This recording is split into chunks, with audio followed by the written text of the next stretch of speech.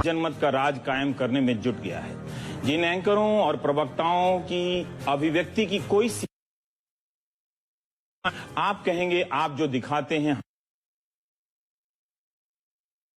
हम देखते हैं, और हम कहते हैं आप जो देखते हैं वो हम दिखाते हैं। इसी में कोई नंबर 1 है तो कोई मेरे जैसा नंबर 10 है, कोई टॉप है तो कोई मेरे जैसा फेल है। अगर टीआरपी हमारी मंजिल है तो इसके हम सफर आप क्यों हैं? क्या टीआरपी आपकी भी मंजिल है? इसलिए हम आपको टीवी की उस अंधेरी दुनिया में ले जाना चाहते हैं जहां आप तन्हा उस शोर को सुन सकें, समझ सकें, उसकी उम्मीदों और खौफ को जी सके जो हम एंकरों की जमात रोज पैदा करती है। आप इस चीख को पहचानिए, इस चिल्लाहट को समझिए, इसलिए मैं आपको अंधेरे में ले जा रहा हूं। कोई तकनीकी खराबी नहीं है, आपका सिग्नल बिल्कुल ठीक है। ये अंधेरा ही आज के टीवी की तस्वीर है। हमने जानबूझकर ये अंधेरा किया है। समझिए आपके ड्राइंग रूम की बत्ती बुझा दी गई है और मैं अंधेरे के उस एकांत में सिर्फ आपसे बात कर रहा हूँ। मुझे पता है आज के बाद भी मैं वही करूंगा जो कर रहा हूँ, कुछ नहीं बदलेगा, ना मैं बदल सकता हूँ। मैं यानी हम एंकर, तमाम एंकरों में एक मैं। हम एंकर चिल्लाने लगे हैं, धमकाने लगे हैं। जब हम बोलते हैं तो हमारी नसों में खून दौड़ने लगता है। हमें देखते देखते आपकी रगों का खून गर्म होने लगता है। धारणाओं के बीच जंग है, सूचनाएं कहीं नहीं हैं भी तो बहुत कम। हमारा काम तरह तरह से सोचने में आपकी मदद करना है। जो सत्ता में है उससे सबसे अधिक सख्त सवाल पूछना है। हमारा काम ललकारना नहीं है, फटकारना नहीं है, दुत्कारना नहीं है, उकसाना नहीं है, धमकाना नहीं है, पूछना है। अंत अंत तक पूछना है। इस प्रक्रिया में हम कई बार गलतियां कर जाते हैं, आप माफ भी कर देते हैं, लेकिन कई बार ऐसा लगता है कि हम गलतियां नहीं कर रहे हैं, जानबूझकर ऐसा कर रहे हैं। इसलिए हम आपको इस अंधेरी दुनिया में ले आए हैं। आप हमारी आवाज को सुनिए, हमारे पूछने के तरीकों में फर्क कीजिए।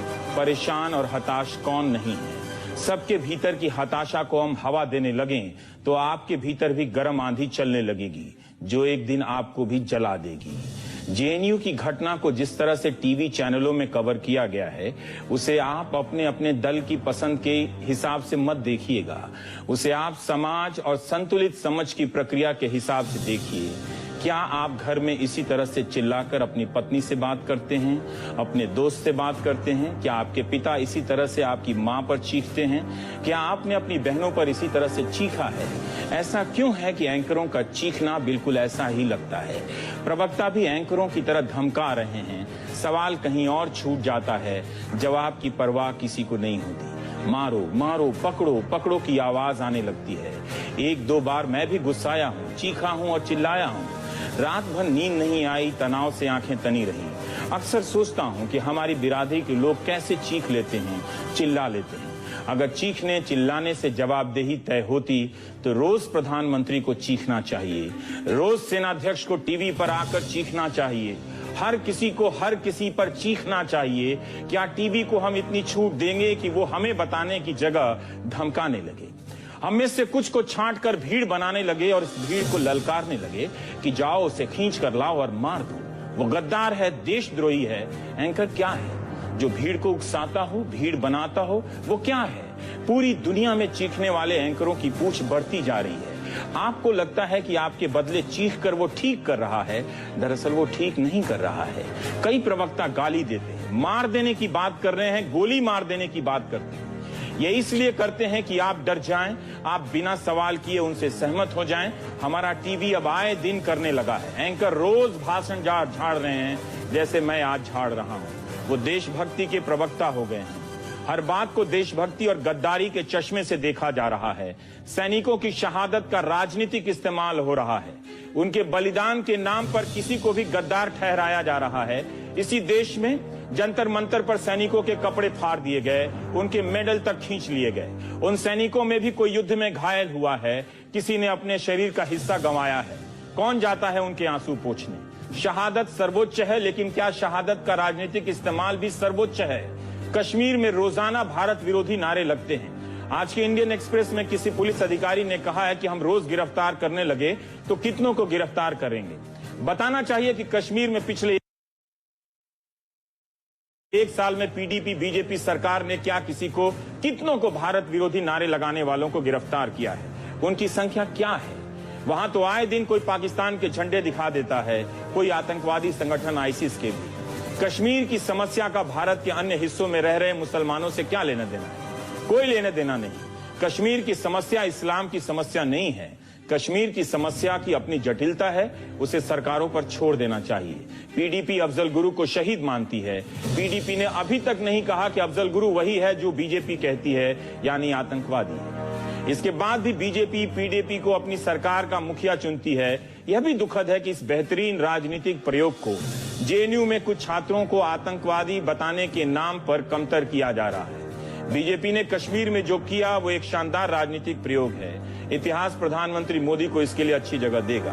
हाँ, उसके लिए बीजेपी ने अपने राजनीतिक सिद्धांतों को कुछ समय के लिए छोड़ा, उसे लेकर सवाल होते रहेंगे। अफजल गुरु अगर जेएनयू में आतंकवादी है तो श्रीनगर में क्या है? इन सब जटिल मसलों को हम हाँ या ना की शक्ल में बहस करेंगे तो तर्कशील समाज नहीं रह जाएंगे, एक भीड़ बन जाएंगे। ये लोकतंत्र के लिए अच्छा नहीं है। बहरहाल, अब जब चैनलों की दुनिया में हर नियम धाराशाही हो गए हैं, पहले हमें सिखाया गया था कि जो भड़काने की बात करे, उकसाने की बात करे, सामाजिक द्वेष फैलाने की बात करे, उसके बयान न दिखाना है, उसका बयान न दिखाना है, न छापना है। अब क्या करेंगे जब एंकर ही इस तरह की बात कर रहे हैं, प्रवक्ताओं को कुछ भी बोलने की छूट दे रहे हों? कन्हैया के भाषण के वीडियो को चैनलों ने खतरनाक तरीके से चलाया। बिना जांच किए कि कौन सा वीडियो सही है, उसे चला दिया गया। अब टीवी टुडे और एबीपी चैनल ने बताया है कि वीडियो फर्जी हैं। कुछ वीडियो में काट छांट है तो किसी में ऊपर से नारों को थोपा गया है। अगर वीडियो में इतना अंतर है तो यह जांच का विषय है। इसके पहले तक कैसे हम सबको नतीजे पर पहुंचने के लिए मजबूर किया गया? गली गली में जेएनयू के विरोध में नारे लगाए गए, छात्रों को आतंकवादी और देशद्रोही कहा गया। क्या अब कोई चैनल उन वीडियो की जवाबदेही लेगा? क्या अब हम एंकर उतने ही घंटे चीख चीख कर बताएंगे कि वीडियो सही नहीं है, विवादित है? किसी में कन्हैया गरीबी से सामंतवाद से आजादी की बात कर रहा है तो किसी ने उसका हिस्सा काट कर दिखाया कि वो सिर्फ आजादी की बात कर रहा है। तो क्या आजादी की बात करना कैसे मान लिया गया कि वो भारत से आजादी की बात कर रहा है? हमारे सहयोगी मनीष आज कन्हैया के घर गए थे। इतना गरीब परिवार है कि उनके पास पहुंचे तमाम पत्रकारों को चाय पिलाने की हैसियत नहीं। उन्हें मुश्किल में देख मनीष कुमार वापस चले आए। इस गरीबी को झेलने वाला कोई छात्र नेता अगर गरीबी से आजादी की बात नहीं करेगा तो क्या उद्योगपतियों की गोद में बैठे हमारे राजनेता करेंगे? कन्हैया कुमार की तस्वीरों को बदल बदल कर चलाया गया ताकि लोग उसे एक आतंकवादी और गद्दार के रूप में देख सकें। एक तस्वीर में वो भाषण दे रहा है तो उसी तस्वीर में पीछे भारत का कटा छटा झंडा जोड़ दिया गया, फोटोशॉप नक्शा जोड़ दिया गया। फोटोशॉप तकनीक से आजकल खूब हो रहा है।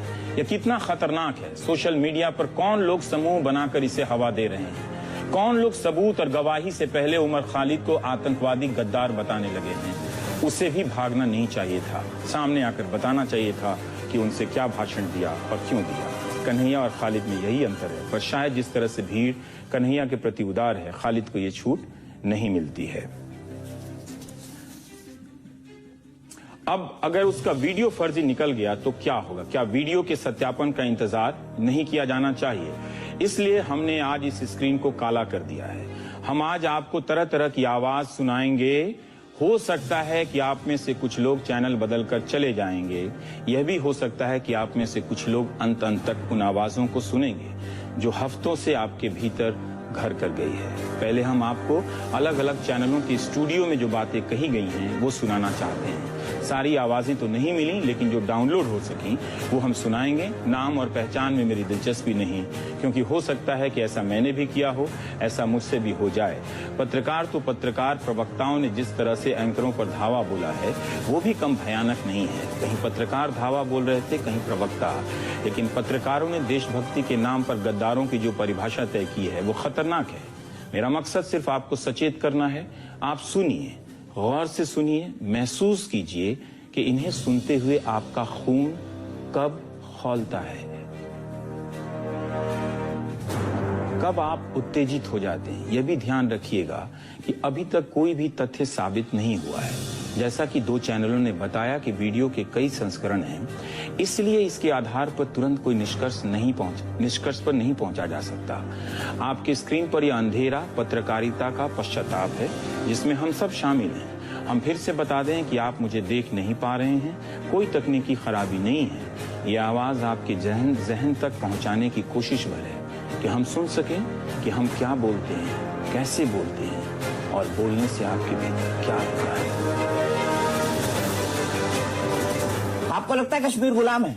आपको लगता है कश्मीर गुलाम है? बोलिए, जवाब दीजिए। मुझे लगता है कि मैं गुलाम हूँ। कश्मीर गुलाम है क्या? मुझे लगता है मैं गुलाम हूँ। का क्या मतलब है? और मुझे लगता है कि इस देश में हर एक वो इंसान गुलाम है ये बताइए, भूख का जो भूखमरी से मर रहा है। डिटर्मिनेशन का क्या मतलब है? आप मुद्दे को डाइवर्ट नहीं कीजिए। मैं मुद्दे को डाइवर्ट नहीं कीजिए। भूखमरी की बात मत कीजिए। मैं बिल्कुल उसी की बात करूंगा। आप मैं उसी की बात करने के लिए आया हूँ। विरोधी नारे लगाते हैं, उनके मुंह से शोभा नहीं देता। आपके ऑडियो में कहीं मेरा चेहरा दिखा है? आप कहीं साथी कहीं मेरा नाम दिखा है? आप कहीं साथी है? चलिए दिखाइए। हमारे साथी नहीं है, हमारे साथी नहीं है। आपने और आप इस दावे के साथ कह रहे हैं आपने देश का नागरिक होने के नाते आपको जो है एक FIR करना चाहिए इनके खिलाफ। अगर आप देश का नागरिक करना चाहिए, ये FIR आपको करना चाहिए। मेरी जिम्मेवारी है। हाँ, तो आप करिए, आप करेंगे FIR। अगर ये सच है और जो पहली नजर में सच दिख रहा है, तो क्या आप उमर खालिद की जगह इन बयानों के लिए खेद व्यक्त करना चाहेंगे, माफी मांगना चाहेंगे? इयाज साहब, उमर खालिद तो नहीं आ रहा है सामने।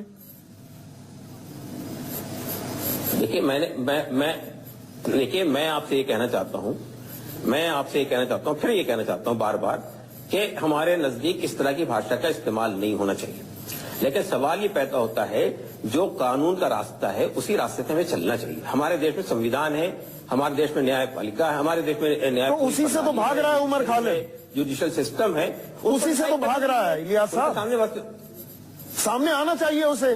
उससे नहीं भाग रहा है उमर खालिद। और किससे भाग रहा है? जेएनयू कोई ऐसा टापू नहीं है जिसमें कहीं घटना हो जाए और जेएनयू टीए को सबको पता न चले और जेएनयू एसयू को न पता चले। उसी के छत्र छाया में सब कुछ पलता और वहाँ पर चलता है। ममता, यूनिवर्सिटी और खासतौर से जेएनयू। एक मिनट, मेरी बात पूरी कर लेने दीजिए।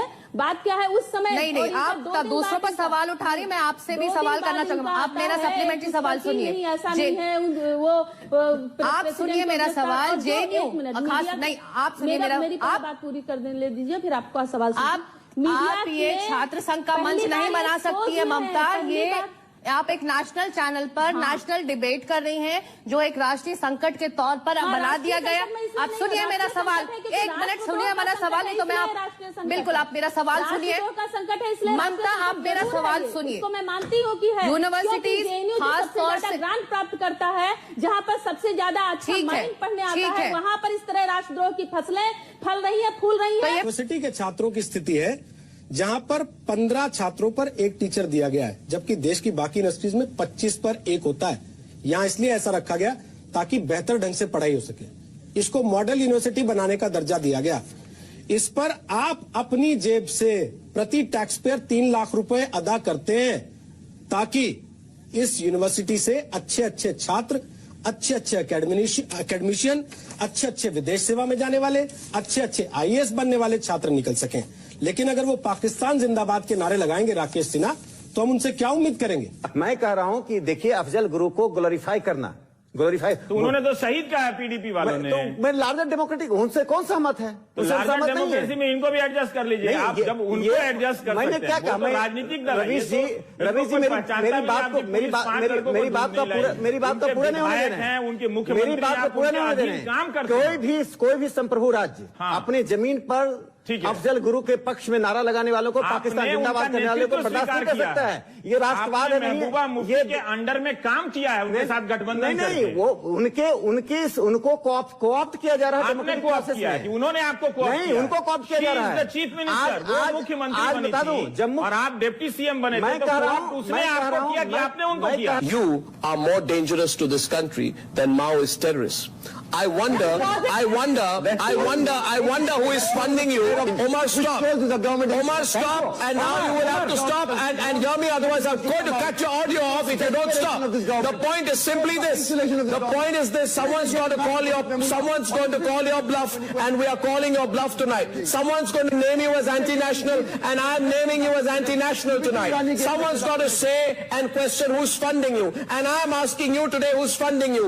We in India allow ample space for a diversity of views, be it political and ideological, and Mr. Omar, you are not the only... एंकरों की गर्माहट और गैर जरूरी नकली देशभक्ति ने लोगों में भरोसा पैदा कर दिया कि अगर कहीं सीमा है तो स्टूडियो में, अगर कोई मुल्क है तो वो टीवी स्टूडियो है, अगर इस मुल्क को कोई बचा रहा है तो वो एंकर जो साबित होने से पहले सबको गद्दार कह रहा है, देशद्रोही कह रहा है। हम जानते हैं कि भारत में देशभक्ति के नाम पर देश प्रेमी जैसी घटिया फिल्में बन चुकी हैं और मदर इंडिया जैसी बेहतरीन फिल्म। मदर इंडिया की देशभक्ति हकीकत फिल्म की देशभक्ति से कितनी अलग है। एक माँ अपने बेटे को मार देती है, एक सिपाही गोली खाकर वतन को अलविदा कह देता है। 18 तारीख को जेएनयू बचाओ रैली निकली तो 21 को रिफॉर्म जेएनयू के नाम से रैली निकलने वाली है। अब आप जो आवाज सुनेंगे दोनों पक्षों की रैलियों की आवाज है। पहले आप एबीवीपी की रैलियों की आवाजें सुनेंगे, फिर उसके बाद लेफ्ट और अन्य संगठनों की रैलियों की आवाज सुनेंगे। सुनिए कि एक घटना जिसके सबूत और तथ्य पर अभी कोई अंतिम फैसला नहीं आया है, लेकिन बात कहां से कहां पहुंच गई। इन आवाजों में कितना गुस्सा है। गुस्से से सोचने की शक्ति बंद हो जाती है।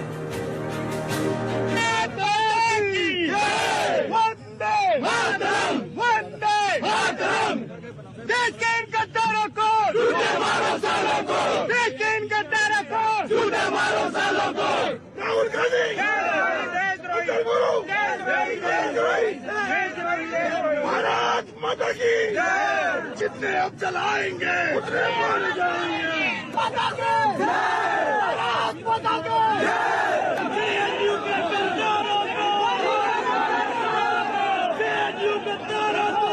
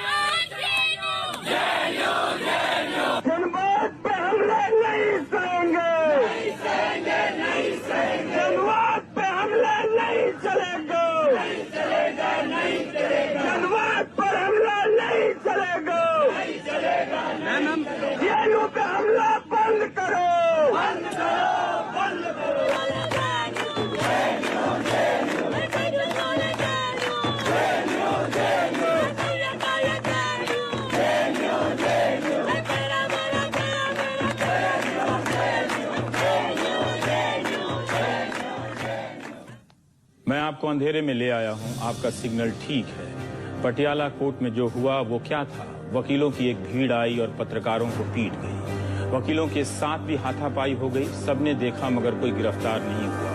उल्टा जिस वकील पर मारपीट का आरोप लगा उनका स्वागत होने लगा। पटियाला कोर्ट में भय का माहौल बना। अब वकील भी रैली कर रहे हैं। उनकी रैली में भी अच्छी खासी संख्या है। सबने देखा कि वकीलों ने कोर्ट रूम में हिंसा की। अब वकील ही कह रहे हैं कि उन्हें बदनाम किया जा रहा है। पंजाब हरियाणा हाईकोर्ट बार संघ के वकीलों ने कुछ वकीलों की हिंसा की निंदा की है, तो दिल्ली के ज्यादातर बड़े वकील इस मामले में चुप हैं। आप प्रदर्शनकारी वकीलों की बात सुन ही चुके हैं। उनकी रैली की आवाज सुनिए। उनका कोई कुछ नहीं कर सकता, लेकिन कोई ये तो बता ही सकता है कि आप भीड़ बनकर किसी को अदालत तक आने से नहीं रोक सकते। आप उनकी आवाज को सुनिए, सोचिए। कल अगर आप किसी सार्वजनिक मामले में फंस गए और वकील जज से पहले जज बन गए तो क्या होगा। क्या वकील तय करेंगे कि कौन देश के खिलाफ है। अगर वो एक के बारे में करेंगे तो एक दिन आपके बारे में भी तय करेंगे। सोनल, मैं कल यहाँ नहीं था, आप बता सकती हैं कि हुआ क्या, आपने देखा क्या था। रवीशी 125 के आसपास हम 2 बजे हियरिंग होना था। 125 पर हम सब कोर्ट रूम में वेट कर रहे थे। जैसे जनरली कोर्ट रूम होता है, बोरिंग पोस्ट लंच का एटमॉस्फेयर रहता है, खाली था एकदम। एंड कोई स्लोगनरिंग कुछ नहीं था। वहाँ पर जेएनयू के कुछ प्रोफेसर्स बैठे थे, हम थे, मीडिया का कंटिंजेंट था और कुछ लॉयर्स थे। रूम के भीतर, रूम के अंदर मेट्रोपॉलिटन मैजिस्ट्रेट लवीन के कमरे के अंदर की बात है। ठीक है, वहाँ पर हम थे एंड वहाँ ऑल ऑफ अ सडन कुछ लोग आके बोलते हैं कि आप लोग कौन है, आप यहाँ पर क्यों बैठे हैं। ये JNU नहीं है, ये आपका पाकिस्तान नहीं है, आप पाकिस्तान वापस जाइए। ये आपका पाकिस्तान नहीं ये है? आपका पाकिस्तान नहीं है, आप पाकिस्तान वापस जाइए। ये उन्होंने टीचर्स को बोला। फिर उन्होंने मेरी तरफ टर्न करा और उन्होंने कहा कि क्या आप JNU की स्टूडेंट हैं?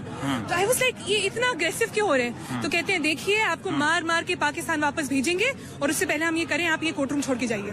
वो इतना अग्रेसिव हो गया एकदम से एटमॉस्फेयर कि पुलिस वाले तुरंत आए। उन्होंने टीचर्स को तो एस्कॉर्ट, प्रधानमंत्री चले गए थे, वो आपको भी कह रहे थे कि मार मार के उनको लगा कि मैं JNU स्टूडेंट जैसी दिखती हूँ या जो भी है, उनको लगा होगा। वो बहुत ही मतलब आप उनसे बात नहीं कर सकते, वो इतने अग्रेसिव थे। क्या वो वकील थे क्या? वो उन लोगों ने काले कोट पहने हुए थे, मुझे इतना पता है। वो वकील थे कि नहीं थे, आई डोंट नो। कन्हैया पे हमला क्यों हुआ? कोई हमला नहीं हुआ उसके ऊपर। क्यों नहीं? वो अंदर मीडिया ने देखा, तो मीडिया क्लिपिंग दिखाया उसकी। मीडिया नहीं, सबने देखा। अगर वो कोर्ट परमाइसिस के अंदर घुस के हिंदुस्तान मुर्दाबाद के नारे लगाएगा, मेरे ख्याल से कोई वकील क्या कोई मीडिया वाला कोई भी नहीं सुनेगा इस चीज को। कोई नारे नहीं लगाए, वो तो पुलिस के साथ कोर्ट में पेश होना। उसके साथ अगर आप मीडिया, आप लोगों को आप सारी न्यायालय के डिसीजन पे भरोसा है तो आपको उस चीज का इंतजार। आप सारी मीडिया वहीं थी जब गेट के ऊपर, गेट नंबर 2 के ऊपर इनके भेजे हुए लड़के काले कोट के अंदर कन्हैया जिंदाबाद, अफजल गुरु जिंदाबाद के नारे लगाए, जब भी तो आप लोग वहीं थे। आप उस लोग को उसको भी नहीं दिखा रहे हैं। इसके अंदर वकीलों ने भी नारे लगाए गए थे। भारत माता की जय बोलना, कोई वंदे मातरम, भारत में कोई बुराई नहीं है इसमें। ऐसे ही तो वो लोग नारे लगा रहे थे, तो उसमें आप हिंदुस्तान में रहकर कोई उन्होंने हमला किया है, उन्होंने माइंड डाइवर्ट करने की कोशिश करी गई थी, उसमें वो सफल हो रहे हैं। आगे भी आप लोग फिर ऐसे ही हमला करते रहेंगे? देखो, अगर मैं क्या, इस देश का कोई भी नागरिक अपने घर के अंदर हिंदुस्तान मुर्दाबाद के नारे नहीं सुनेगा। भारत माता की जय थी और हमेशा रहेगी। तो आप लोग ऐसे आगे भी हमले करेंगे? वो अगर हमें हिंदुस्तान के बारे में कुछ भी बोल के उकसाएंगे और हमें मारेंगे तो हम उल्टा जवाब जरूर देंगे। मतलब ये है कि कोर्ट के अंदर जाने से पहले इंसान अपनी सिक्योरिटी के बारे में अपने लिए करा के चले। देश का दुश्मन जाने से पहले 100 बार सोचेगा। भारत माता की, भारत माता की, भारत माता की। पाकिस्तान, पाकिस्तान, पाकिस्तान, पाकिस्तान, पाकिस्तान, पाकिस्तान, पाकिस्तान। देश के गद्दारों को गोली मारो, सालों को।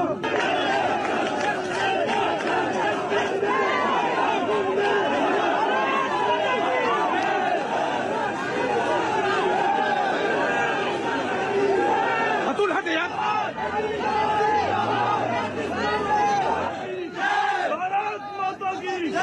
देश के गद्दार का हमेशा बहिष्कार लॉयर फैमिली करती रहेगी, लेकिन अगर देश तोड़ने की कोई भी बात करेगा किसी भी तरीके से, तो उसे किसी प्रकार से हम कम से कम ये लॉयर्स बिरादरी बख्शने वाली नहीं है। जो लोग ये कहते हैं कि भारत के टुकड़े टुकड़े कर देंगे, हम उनको ये चेतावनी देना चाहते हैं कि भारत के टुकड़े आप बाद में करोगे, हम उन लोगों के टुकड़े कर देंगे।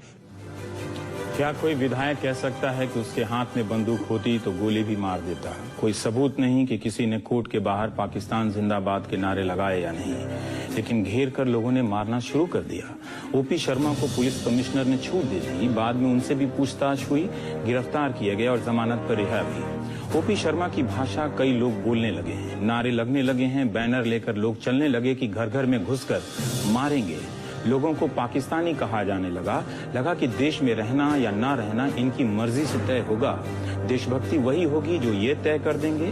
क्या अब से हमने तय कर लिया है कि कुछ खास मामलों में फैसला अदालत से पहले भीड़ कर लेगी? नेताओं की इस भाषा को मान्यता मिली तो हम कहां जाएंगे? इसलिए हम चाहते हैं कि आप इन आवाजों को सुने, आंख बंद कर अपने ड्राइंग रूम में सुने। तभी हमने स्क्रीन से तस्वीरें हटा दी हैं और इसे काला छोड़ दिया है। ओम प्रकाश शर्मा के साथ साथ बीजेपी के एक और विधायक कैलाश चौधरी ने भी गोली मार देने का बयान दिया है। क्या हम पब्लिक स्पेस में इस तरह के ऐलान को स्वीकार करने लगे हैं? क्या आप गोली मार देने की बात से सहमत हैं? कल अगर कोई नेता आपको गोली मार देने की बात करेगा तो आप किसके पास जाएंगे? अगर हमारी पत्रकारिता से आपका खून खौलता है तो आप एक गलत पत्रकारिता को प्रोत्साहन दे रहे हैं। आपको तो बीपी होगा ही, हमको तो टीबी हो ही चुका है। अगर बंदूक होती तो मैं गोली मार देता। अभी भी? हाँ, कह तो रहा हूँ। अभी भी गोली मार देते? मैं कह तो रहा हूँ। तो फिर आप में और किसी क्रिमिनल में क्या फर्क है? नहीं है तो ठीक है, जो क्रिमिनल का जो होता है वो मैं भुगतूंगा, ना जाऊंगा जेल, जाना होगा जेल चला जाऊंगा। क्या ये क्रिमिनल एक्टिविटी नहीं है? ये क्रिमिनल एक्टिविटी आपकी निगाह में है, मेरी निगाह में नहीं है। ऐसा राहुल गांधी जो इन लोगों के बीच में जहाँ पर भारत माता के मुर्दाबाद के नारे लगते हो और पाकिस्तान जिंदाबाद के नारे लगते हैं, उनके कार्यक्रम में जाकर अगर खड़े होते हैं, ऐसे देश के, मैं कहता हूँ राहुल गांधी जैसे लोग, जिसको ये सब कांग्रेस के लोग राजकुमार कहते हैं, मैं तो कहता हूँ ये देश का द्रोही है, देश का गद्दार है। ऐसे देशद्रोही को फांसी पर होना चाहिए, देशद्रोही को सजा होनी चाहिए और गोली शूट कर देना चाहिए। बिल्कुल तब तक जारी रहेगा जब तक जेएनयू में पढ़ने वाले देशद्रोही विद्यार्थियों को जेल का रास्ता नहीं दिखाया जाता है। आज 9 तारीख को जिस दिन ये देशद्रोही नारे लगे थे, उस दिन राहुल गांधी ने अपने ट्वीट पे लिखा था कि ये इनके खिलाफ कार्रवाई होनी चाहिए, और जिस दिन कार्रवाई शुरू होती है उस दिन वो दोगलेपन की राजनीति करते हैं और आके उन गद्दारों के बीच में बैठते हैं और कहते हैं कि इन विद्यार्थियों का शोषण किया जा रहा है। और ऐसे जो छात्र संघ का अध्यक्ष है कन्हैया को का नाम रिहा किया जाए, इससे बड़ा देशद्रोह और कुछ नहीं हो सकता। और मैं भारत सरकार से हम विद्यार्थी ये भी निवेदन करते हैं कि जो भी राजनीतिक का रोटी सेक रहा है इस पे और आके विद्यार्थियों का समर्थन कर रहा है, जो देशद्रोही नारे लगा रहे हैं, देशद्रोही गतिविधियां विश्वविद्यालय में फैला रहे हैं, उन नेताओं के ऊपर भी राजद्रोह का मुकदमा करके जेल भेजा जाए। और नेता हम विद्यार्थी पूरे देश में इस तरह का तांडव करेंगे कि देशद्रोहियों को भारत से छोड़ के बाहर जाना पड़ेगा। भारत माता की जय।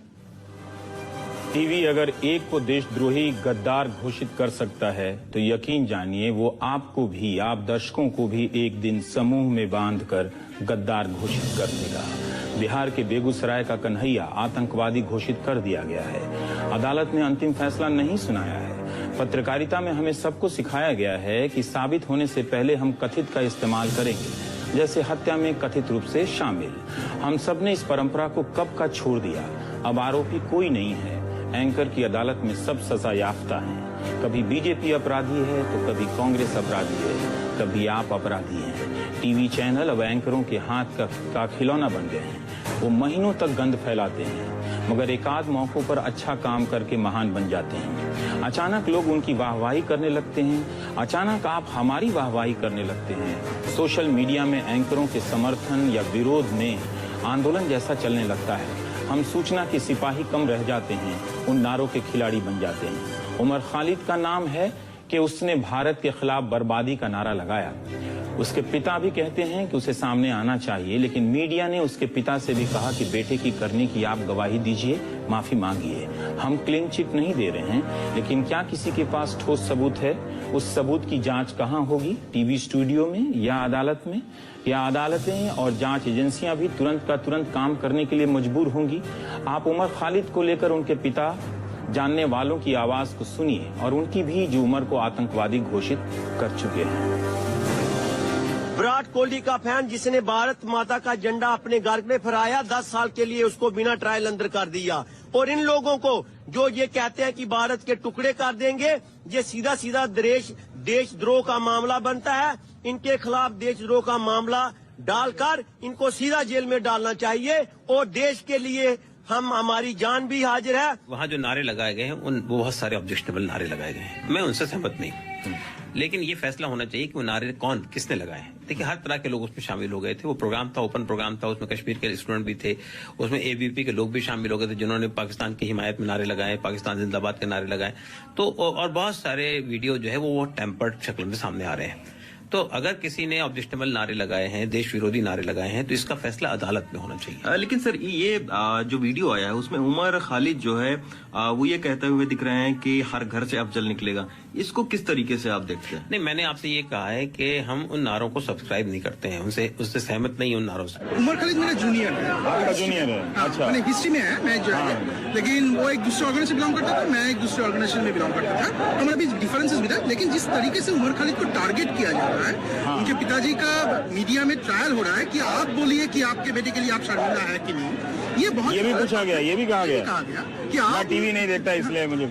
और जिस तरीके से, क्योंकि उस ऑर्गेनाइजेशन में उमर का नाम 7वें नंबर पे आता है, हाँ, उसमें सिर्फ एक आदमी उमर को टारगेट किया जा रहा है जस्ट बिकॉज, और कहा जा रहा है कि वो पाकिस्तान का एजेंट है, जैश ए मोहम्मद के साथ उसका कनेक्शन है। आज न्यूज़पेपर आया है कि 15 यूनिवर्सिटीज में वो इस तरीके का प्रोग्राम करने वाला था। ये बेकार से झूठ है। हम लोग 5-5 साल से हम उमर को देखे, he is a Marxist Leninist. There is no point in this kind of फिजूल का गैर जिम्मेदाराना बयान। उसने बयान दिया है, उसे कह रहे हैं कि वीडियो है उसका जो पाकिस्तान के जिंदाबाद और भारत के टुकड़े होने। एकदम बकवास बात है, उसमें कोई पाकिस्तान के जिम्मेवार ना है। हाँ, लेकिन कश्मीर को लेके उसके साथ मेरे भी बहस है। कश्मीर को वो लोग मानते हैं कि ऑक्युपाइड टेरिटरी है। हाँ, ये तो अमेरिका भी मानता है, बहुत सारे देश मानते हैं। सोशल मीडिया हमारी राजनीति का वो नुक्कड़ है जहां पहले से कुछ लोग तैयार रहते हैं। ये अपने दल की तरफ से बैटिंग करते हुए सिर्फ दूसरे की गेंद पर छक्का मारते हैं। घटना हुई नहीं कि हर बात में दलाल गद्दार लिखने लगते हैं। व्हाट्सएप के जरिए लोग कविता तक लिखकर अपनी भावनाओं को, इन बातों को पहुंचा चुके हैं गद्दारों को मारने के लिए। कविता दोनों तरफ से लिखी गई और बांटी गई। ट्विटर पर अभद्र भाषा में देशभक्ति तय करने का जो खेल चल रहा है, उसके पीछे सिर्फ एक राजनीतिक मकसद है। ये गाली देकर आपको डराते हैं, बदनाम करते हैं, अफवाहों से माहौल बनाते हैं कि कोई मार ही डालेगा, फैलाते दहशत हैं और कहते हैं कि देशभक्ति है। कुछ गालियों को हम पढ़ भी नहीं सकते। मैं आप दर्शकों से पूछना चाहता हूं कि कहीं आप तो ऐसी भाषा का इस्तेमाल नहीं करते हैं? क्या आप किसी को जानते हैं जो ऐसी भाषा का इस्तेमाल करता है? अगर आपको ये लोग सही लगते हैं तो अगली बार से महंगाई, नौकरी, बेरोजगारी जैसे मसलों के लिए इन्हीं के पास चले जाइएगा। आज पूरे दिन का आकलन करके मैं बड़े, ये जो वकील हैं विक्रम सिंह चौहान का बयान है कि आज पूरे दिन का आकलन करके मैं बड़ी उलझन में हूँ। मुझे देश का सबसे बड़ा गुंडा बना दिया गया है और भारत माता के द्रोहियों को हीरो का दर्जा दिया गया है। कोर्ट में वामपंथियों के गुंडों का उत्पात का जवाब देना अगर गुंडई है, अगर भारत माता का जय बोलना गुंडई है, अगर देश विरोधियों को जवाब देना गुंडई है, तो मैं अपने आप को गुंडा मानता हूं। मुझको इन सब के भौंकने की परवाह नहीं। उनके उपद्रव को रोकने में अगर ये तमगे मिल भी गए तो कोई परवाह नहीं। वाह रे देशभक्ति वाह। बाकियों लोगों ने, कई लोगों ने, बरखा दत्त, राजदीप सरदेसाई, सिद्धार्थ वरदराजन, स्वरा भास्कर, इन लोगों को जो गालियां दी गई हैं हम आपको पढ़ नहीं सकते। एक मंत्री का दिया हुआ ये बयान है, प्रेस्टिट्यूट का इस्तेमाल पता नहीं वो घरों में जाते हैं तो इन शब्दों के साथ कैसे लौटते हैं मुझे नहीं मालूम। बरखा दत्त के बारे में किसी ने लिखा है कि you guys will sleep with Hafiz Mohammad to oppose Modi. मामला इस कोर्ट और घटना का है, इसमें मोदी कहां से आ गए? अव्वल तो मोदी को आना चाहिए था, इतने बड़े मसले पर बोलना चाहिए था। राजदीप सरदेसाई के बारे में लिखा है कि इस घटना से निष्कर्ष निकलता है कि जो जितना बड़ा वामपंथी और सेकुलर है वो उतना ही बड़ा देशद्रोही और गद्दार है। क्या आपने संविधान नहीं पढ़ा कि वहां सेकुलर होना लिखा हुआ है? क्या संवैधानिक होना अब गद्दार होना हो गया है? एक और तरह से लिखता है राजदीप सरदेसाई को कोई धीरज है @91 बीजेपी की उनकी मां को गाली दी जाती है। राजदीप की मां बहुत वृद्ध हैं। तो अब तक जिंदा कैसे है इंडियंस का हेटरनेस लेके। और एक ने लिखा है कि I consider likes of Barkha Dutt, Sagarika Ghosh etcetera more anti national than Hafiz Saeed. अब बताइए, हाफिज सईद से भी ज्यादा ये तो उन्हीं के खेमे के लोग जाकर हाफिज सईद से बात कराए, इंटरव्यू कराए बाकायदा, और ये कहे जा रहे थे। इस तरह की गालियां सबको दी जा रही है। मेरे दर्शक मित्रों, अंधेरा काफी गहरा है। न्यूज चैनलों पर ऐसे अंधेरे दौर कई आए हैं। याद कीजिएगा जब रात होते ही भूत प्रेत चीखने लगते थे। आज के कई पत्रकार तब शमशानों से ही रिपोर्टिंग किया करते थे। फिर दुनिया खत्म करने की भविष्यवाणी के काम में हम लोग लगा दिए गए। फिर गुड़िया जैसा प्रकरण भी हुआ जिसमें हमने हर चैनल में पंचायतें लगाई। आरुषि कांड में तो हम बकायदा जेम्स बॉन्ड जासूस बन गए। मैंने भी इन सब में कुछ ना कुछ किया ही होगा। बीच में अन्ना आंदोलन से चैनलों ने देशभक्ति का दामन पकड़ा तो वे डिबेट की दुनिया में बदहवास हाँफने लगे। रिपोर्टिंग बंद हो गई है। एंकर ही रिपोर्टर है, एंकर ही संपादक है, एंकर ही अपने आप में चैनल है, एंकर स्टार है। मीडिया का मतलब एक एंकर या 5 एंकर। इस कार्यक्रम का मकसद खुद को साधु, दूसरे को डाकू कहना नहीं है। जो बीमारी कहीं और है वो मुझ में भी है। बात है कि क्या हम इस बीमारी के बारे में आपको सचेत कर सकते हैं कि आपको एक बीमार एंकर रोज आप तक खबरें ला रहा है, खबरों के नाम पर बदहवासी परोस रहा है। एंकर से बड़ा कोई देशभक्त नहीं। वो एंकर सबसे बड़ा देशभक्त है जो दूसरों को गद्दार घोषित करता है। मैं देशभक्त नहीं क्योंकि मैं किसी एंकर को गद्दार घोषित नहीं कर रहा हूँ। वैसे मैं भी देशभक्त हूँ, लेकिन राजनीतिक दल के हिसाब से मेरी देशभक्ति तय नहीं होगी। एक ब्रेक लेते हैं। आप आवाज आपके भीतर गूंजती रहनी चाहिए। आप दोषी हैं, दोषी। मुझसे बहस मत कीजिए। मैं आपके नेता के साथ। मुझसे झूठ मत बोलो, तुम झूठे हो, झूठे। मैंने आपसे कितनी बार कहा कि इसका सिर्फ एक ही जवाब है, जान से मार दो इन्हें, मार दीजिए।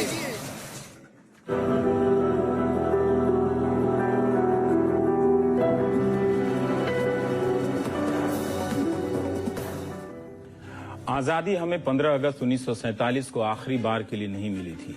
लाखों लोग आज भी तरह तरह की आजादी के लिए संघर्ष कर रहे हैं। कोई कांग्रेस से ही देश को आजाद कराना चाहता है तो कोई संघ से देश को, कोई गरीबी से देश को आजाद कराना चाहता है तो कोई पुलिस राज। आजादी कोई स्थायी और निर्जीव वस्तु नहीं है। इसकी तरलता हमें मजबूर करती है, प्रेरित करती है कि हम इसे संभाले रखें, इसके लिए लड़ते रहें। हम आपको एक नज्म सुनाना चाहते हैं, ध्यान से सुनिएगा, फोन को रख दीजिएगा, एक एक शब्द को ध्यान से सुनिएगा। शायद आवाज की दुनिया में ये नज्म कुछ सुकून पैदा कर सके। उज़ैर ई रहमान ने इसे रचा है और उनकी बेटी साइमा ने आवाज दी है। साइमा को दिल्ली वाले जानते हैं, वो रेडियो की एक मुकम्मल और मकबूल आवाज है। जब शोर शराबा हो जाए तो कुछ शांत आवाजों की तरफ बढ़ चलना चाहिए। आप इस आवाज को भी सुनिए, उन नारों से कितना अलग होगा। आजादी की बात यहाँ भी तो है। Long years ago, we made a tryst with destiny, and now the time comes when we shall redeem our pledge, not wholly or in full measure, but very substantially. At the stroke of the midnight hour, when the world sleeps, India will awake to life and freedom.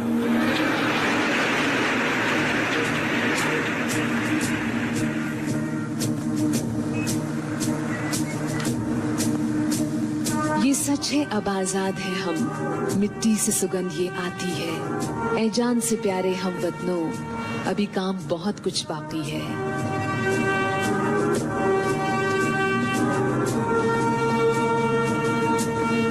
आजादी पहली मंजिल थी, था हौसला सबने साथ दिया।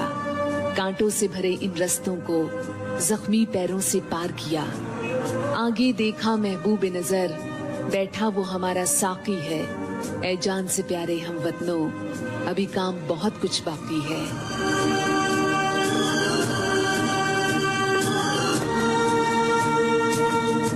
जब ढोल नगाड़े बजते थे, हम जूझते थे बंद कमरों में। मंसूबों पर मंसूबे थे, गांवों के वो हों या शहरों में। हम थके नहीं, बढ़ते ही चले, कि आगे हमारा साथी है। ऐ जान से प्यारे हम वतनों, अभी काम बहुत कुछ बाकी है।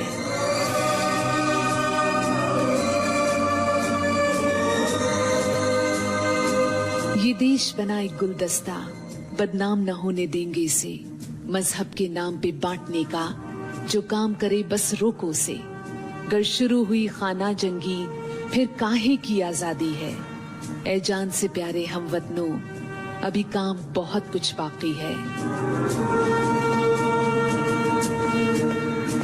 बस एक गुजारिश है तुमसे, जब कदम उठे हर कौम हो साथ। भूले मजहब और जाति को, दिल देश में हो हाथों में हाथ। तब पता चले इस दुनिया को, यहाँ अब भी नेहरू गांधी हैं। ऐ जान से प्यारे हम वतनों, अभी काम बहुत कुछ बाकी है।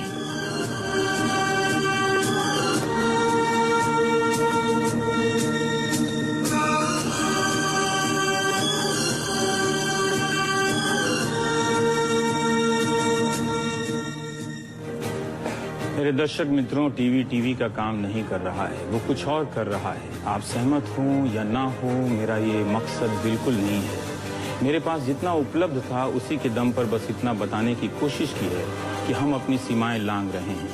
एनडीटीवी का ही ये प्रोमो है, अंग्रेजी चैनल के लिए बना था। प्रोमो के लिए नहीं चला रहा क्योंकि ये दिन भर चलता ही रहता है, लेकिन इसमें जो बात है उसे गौर से सुनने की जरूरत है। अब हम धीरे धीरे अंधेरे से लौट आ रहे हैं, आपके साथ आंख मिलाकर बातें करने के लिए। दूसरों से ज्यादा खुद हमें भी। दूसरे हमारी बात क्या सुनेंगे? क्या हम दूसरों की सुनते हैं? बिल्कुल नहीं। चलता हूँ, आप सो जाइए। नमस्कार।